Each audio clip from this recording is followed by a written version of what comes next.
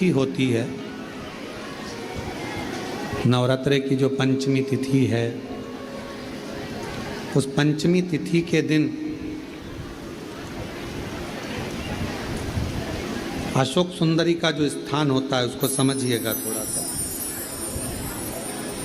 जैसे ये शिवलिंग है और ये जलाधारी है भगवान शंकर की।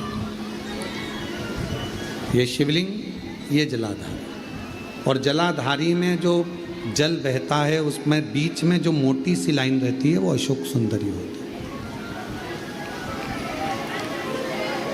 जैसे कई बेटे हैं, बेटियां हैं, कोई व्यक्ति व्यापार चालू कर रहा है, कोई व्यक्ति अपना नया भवन निर्माण कर रहा है, नए भवन में जा रहा है, या कुछ अच्छी दुकान खोलना चाह रहा है, कोई अपने लक्ष्य पर पहुंचना चाहता है और पहुंच नहीं पा रहा, तो जो शारदीय नवरात्रे आते हैं, इस शारदीय नवरात्रे में जो माँ आद्य शक्ति की पूजन की जो पंचमी तिथि होती है, इस पंचमी तिथि पर अशोक सुंदरी वाली जगह पर, जो अशोक सुंदरी का स्थान है, वहाँ पर लाल पुष्प एक समर्पित करें। जो जलाधारी है, माँ पार्वती, जगत जननी, जगदम्बा, अम्बा, भवानी मैया दुर्गा का हस्त कमल, इस पर 7 जगह पर कहीं पर भी लाल चंदन की बिंदी 7 स्थान पर कहीं पर भी रख दें, और 1 लोटा जल शिव जी को पंचमी के दिन, नवरात्रे की, शारदीय नवरात्रे की पंचमी के दिन कामना करते हुए उत्तर की ओर मुख कर कर, अर्थात यहाँ बैठते हुए शिव जी पर जल चढ़ाना प्रारंभ करें, और अपने मन की कामना कहकर बाबा के पास में जो लाल पुष्प समर्पित करा है, उस पुष्प को अशोक सुंदरी वाली जगह से वापिस लेकर आ जाए। जिस लक्ष्य को आप पाना चाहते हो, अच्छी पढ़ाई कर रहे हो, खूब अध्ययन कर रहे हो, खूब मेहनत कर रहे हो, खूब पढ़ो, कोई दुकान खोल रहे हो, व्यापार चालू कर रहे हो, कोई नया कार्य चालू कर रहे हो, उस पुष्प को अपने स्पर्श कर कर या उस पुष्प का दर्शन कर कर आप एक बार जाकर देखो, आपको उस मंजिल तक माँ आद्य शक्ति दुर्गा भवानी शिव पहुँचा कर शंकर ने। और एक निवेदन करूं आप लोगों से कि बन सके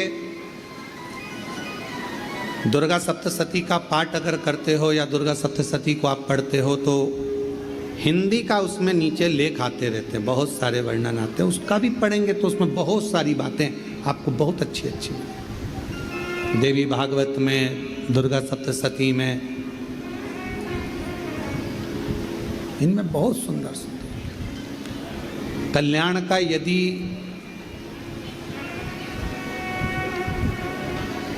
गीता प्रेस गोरखपुर से जो कल्याण निकलती है, उस कल्याण का यदि देवी अंक अगर आप पढ़ेंगे माता दुर्गा भवानी पर, बड़ा सुंदर, उसमें भी बहुत सी चीज़ें माँ आद्य शक्ति की आराधना की, साधना की, पूजन की पद्धति बहुत सुंदर, उसका ध्यान करें। शिव से कुछ, अगर भगवान शंकर की हम आराधना कर रहे हैं, भगवान शंकर से अगर हम कुछ पाना चाह रहे हैं, तो भगवान शिव की सबसे पहले उससे साधना करो, शिव को पहले अपना बनाओ। कितना सुंदर एक पत्र आया है, देखिए।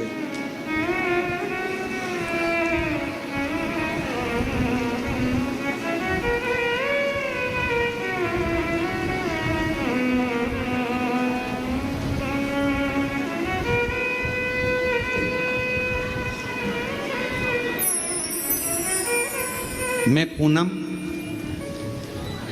मेरे पति का नाम राकेश कुमार, हम गांव पाडला, जिला कैथल, हरियाणा के निवासी हैं।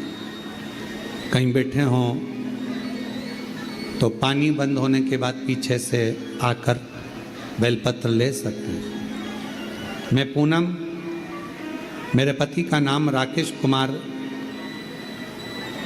गांव पाडला, जिला कैथल, हरियाणा के रहने वाली हूँ। मैं एक लोटे जल का क्या वर्णन करूं। मेरे पति 5 साल से बीमार थे, उनके गले में गठान हो गई थी और गले की गठान डॉक्टर ने ऑपरेशन का बोल दिया था, परंतु ये भी कहा था कि ये ठीक नहीं है। अब गले में गांठ 5 साल से, और 5 साल से गले में गठान, और वो गठान डॉक्टर ने ऑपरेशन का कह दिया। करें तो करें क्या। तब किसी ने कहा कि सीहोर वाला महाराज कथा करता है, शिव महापुराण की कथा बोलता है, अगर ऑनलाइन टीवी के सामने भी बैठकर सुनोगे और दिल से कामना करोगे तो वो पूरी जरूर करेगा। किसी के कहने पर विश्वास किया, आपकी कथा टीवी पर सुनना प्रारंभ करी, क्योंकि हम कैथल के निवासी हैं, हमको नहीं मालूम कि सीहोर कहाँ है, हम यहाँ नहीं आए। बाबा से प्रार्थना करते रहे, शिव मंदिर जाना चालू करा आपके कहने पर। शिव जी को जल चढ़ाते, जल लाकर अपने पति को देते, पति उसको गले में लगाते। डॉक्टर तो कह रहा था कि ना जाने क्या क्या है, ऑपरेशन कराओ, 5 साल से परेशान थे। अब डॉक्टर कुछ बोल रहा है, बार बार ऑपरेशन का कह रहा है, पति कह रहा है कि ऑपरेशन करा लें। मेरा विश्वास जागा कि टीवी पर महाराज जी कहते हैं कि सारी समस्या का हल एक लोटा जल। एक बार अपन जल तो चढ़ाए। गुरुदेव 1 महीना लगातार शिव जी पे जल चढ़ाया, पति को जल दिया, बेलपत्र दी, और बाबा की ऐसी कृपा हुई, जो 5 साल से गठान थी बाबा की कृपा से पूरी खत्म हो गई। और डॉक्टर ने पूरी रिपोर्ट नॉर्मल आ गई। आज हम बाबा को प्रणाम करने के लिए कैथल से, हरियाणा से यहाँ आए हैं। एक लाइन अच्छी लिखी है, आप और हम गुनगुना लेते कि भर दिया भंडार काशी वाले ने, लुटा दिया भंडार काशी वाले ने। ये शिव की कृपा है। एक पत्र और बड़ा सुंदर है। मेरा नाम अंजू तिवारी है। मैं कुबरेश्वर धाम की हकीकत देखी हूं।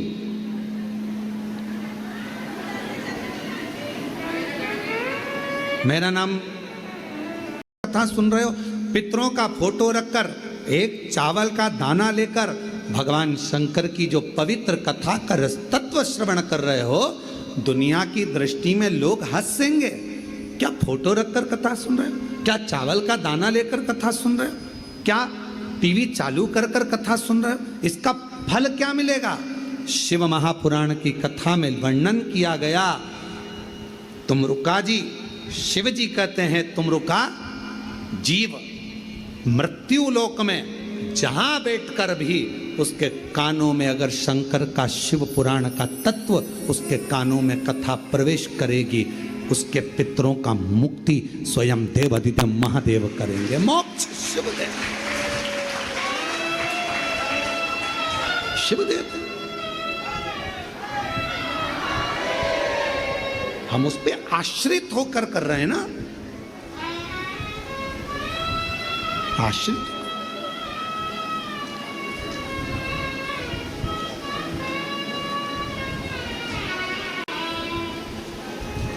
क्यों गुरुजी? ऑनलाइन घर पे बैठकर सुन रहे हैं, फायदा करेगी?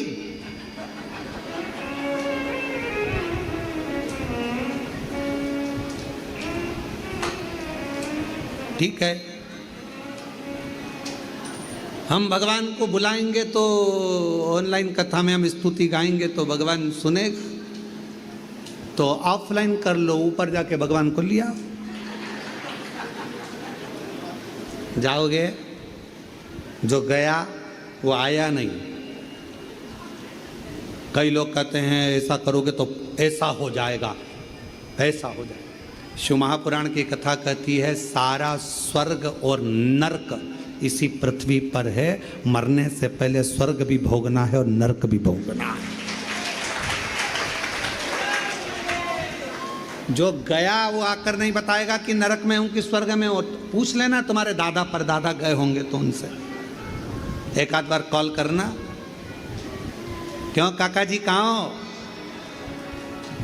आएगा फोन, कहाँ है नहीं पता। जो गए वो आकर बताए नहीं।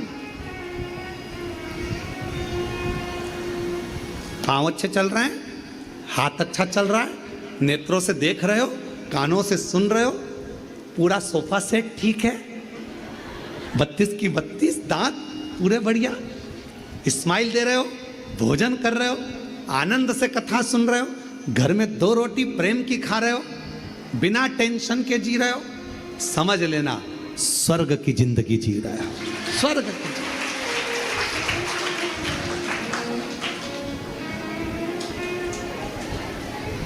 डनलप का गद्दा लगा है, एसी का रूम है, 4 नौकर घर में लगे हैं, रात्रि को 1 गिलास दूध भी आ रहा केसर का, पानी पतासा छम्मक लड्डू भेल पूरी सब आ रहा है, पर रात्रि को नींद नहीं आ रही है। समझ लेना स्वर्ग नहीं नरक जैसी जिंदगी जी रहा, नींद नहीं आ रही।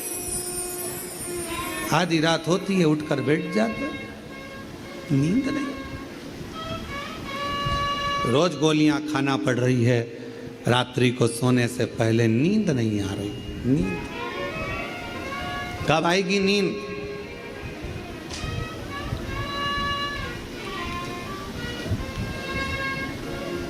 छोटा सा बच्चा पूरे मोहल्ले में खेले, सबकी गोदी में जाकर बैठे छोटा सा बच्चा, उसको वहाँ नींद नहीं आती, खेल के आ जाता है। नींद कहाँ आती है? जब अपने पापा की गोद में आ जाए या मम्मी की गोद में आ जाए, आते सी माँ हाथ रखती है, पापा उसको गले से लगाते हैं और बच्चे को नींद आ जाती है। लोग कहते हैं बताओ अभी तो खेल रहा था, अभी तो बाहर था, अभी तो उसकी चाची के पास था, काकी के पास था, अभी बुआ सा के पास था, अभी मामा जी के पास था, अभी इसके पास था, अभी उसके पास था, और अभी गोदी में आया और तुरंत आते से इसको नींद आ गई। क्यों? बस यही हमारी जिंदगी है। जिसको नींद नहीं आती ना, शंकर भगवान को अपना पिता मान ले और एक बेलपत्री को अपनी माँ मानकर उसको रखकर साथ में आनंद के साथ हृदय में बिठाकर श्री शिवाय नमस्तुभ्यं बोलकर जया विषहरा श्यामली बारी दौतली देव, उसको हृदय से बोलकर जल का आचमन कर कर शिव की गोद में सो। पलंग पर सो रहे हो, पलंग को भी शंकर भगवान की गोद समझो।